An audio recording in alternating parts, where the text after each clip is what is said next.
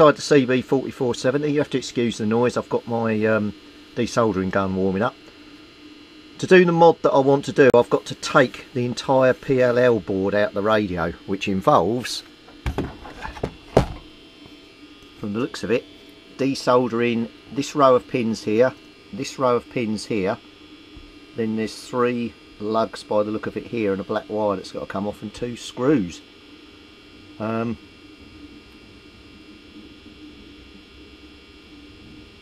So yeah, I'll let me desolder and we'll see if we can get this board out. It's a bit of pain in the backside. It'd be easier if you just had a PLL chip on the board and you could just do the mod. Right, so the thing is loose. I had to do 1, 2, 3 screws, desolder 1 tab here, which is nearest to this cutout here, has this black wire soldered to the ground. This tab up here, and then another tab there, and then all the pins here and all the pins there I've had to desolder. And it's all loose. All I've got to do is I've got to slightly twist these tabs because they're a bit on skew to stop the thing moving, and then we should be able to withdraw the VCO out. And there is the unit fully extracted. As you can see, all the pins are gone. And the unit's out, and that's probably the first time that's been out since it was new. Now there's a capacitor down the back of here, so when this unit is in, it's right down the back there.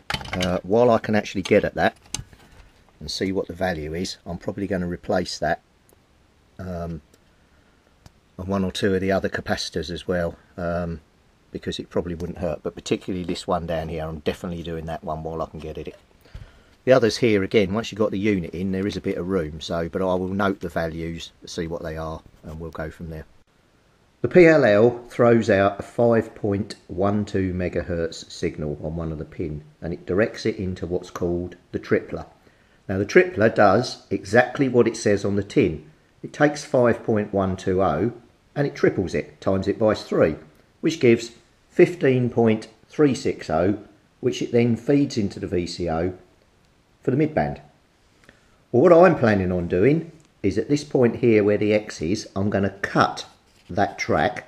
So this is still coming out, so it seems to think it's working, but I'm going to break into this part of the circuit, and for my board up here I'm going to feed in either 15.360, which is the same as what the tripler was feeding out in, but then I'm going to flick a switch and change it to 15.810 and feed that in instead, to give me the extra channels.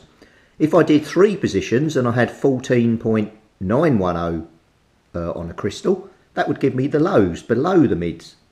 And that's how basically like the Comtrons, CXXs and things like that work, when they flick in high, mids and low channels. That's all it's doing, is it sends in the signal here, rather than just having a triple signal just giving you 1 set of 40 channels.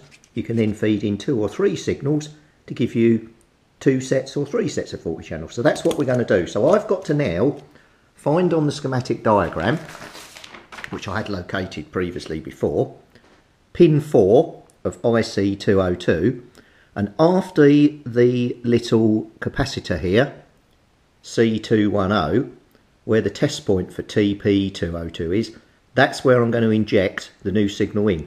Now on my unit, that's going to be this red wire at the top. I need to attach that there, and then when I flick to this one, that will give me the mids. When I flick to this one, it will give me the highs, and it's just running down through there and coming out the wires. So I've got 2 switch wires at the bottom, a chassis ground wire here, so an earth wire, and the signal coming out, and it's as simple as that. But to get at it, obviously I had to take out the PLL unit, which I've got sitting here. Let me just open that up. All I have to do is flick these tabs either end and it'll be exposed. So here's the PLL unit with the outer can removed. Now if we switch from there and we look here, so that's the TC9102P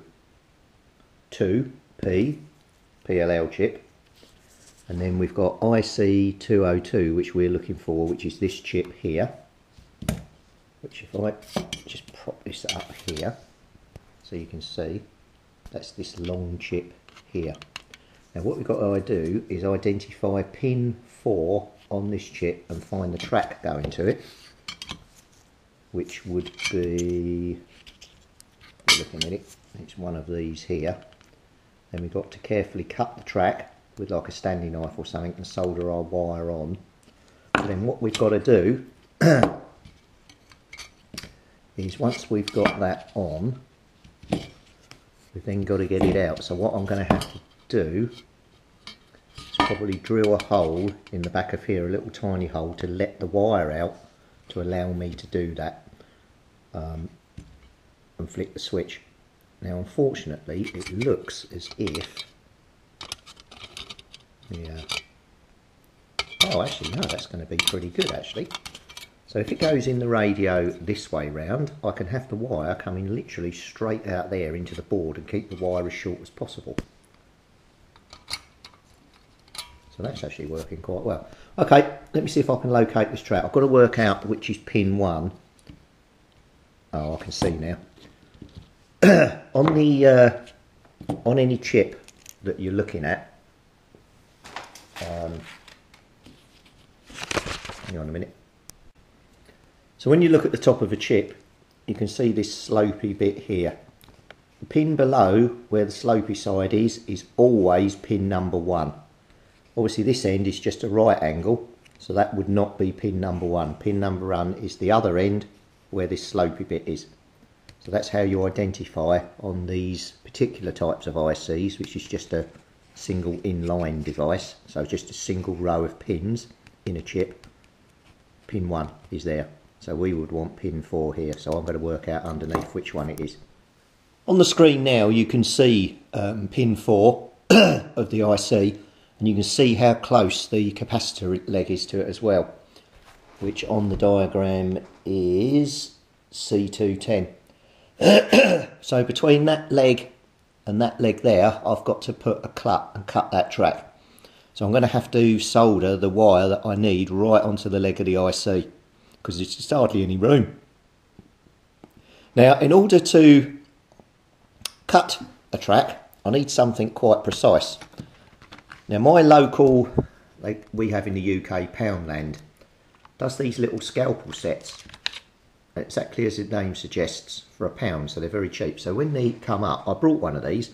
I've got loads of different styles of blades, but I'm going to use this one here. Now, these are razor sharp, and it should allow me to get in and just across that track very precisely and cut it. So let me give that a go, and then I'll show you a zoomed close up of whether we've done it. But I've also brought the multimeter in because I can test from the capacitor to the leg of the IC, and I shouldn't have any connection in theory. I think Sharp must have known someone was going to do this mod, because if you put the board here and you line it up and then you draw a line straight up from this pre-drilled hole in here, oh look, it's pin number 4. So my wire can go straight through there and be soldered straight onto there, and it's like made to measure. So I think what I'm going to do is take the wire off of here, solder it in there, route it out of here, then solder it back on the board. I think that's the best course of action. So I'm going to go and grab the soldering iron and we get that on there. But that's perfect. I've got no drilling to do at all.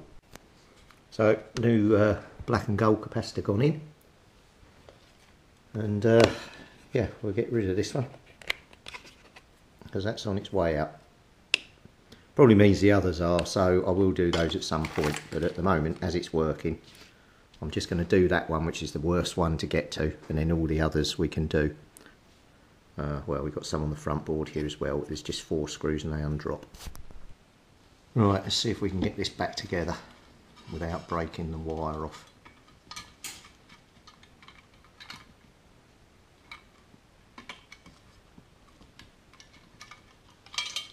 Is that the right way around? Yeah.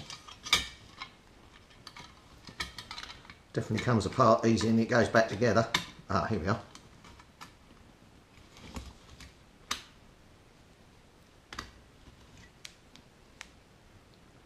Right, that's back together. There's the window with the wire in. So when that's sitting there, we can have that come down. Just literally have the board straight next door, like so, but with a shorter piece of wire. And then it can just feed the signal straight in. That's perfect. Right, let's see if we can get this board back in. I've been back in the unit now. I had to reopen it up as well. I've had to put another wire in, but this wire I've added in is nothing to do with this mod that I'm doing, so just ignore that. So anyway, the next stage now is to put all this back. It's all clamped in, and solder it all back into the board. And then we can get on with fitting this board. And we've got to, actually before I put that back in, I need to look at the switches, because I'm going to have to drill some holes on the front panel to try and mount the switch.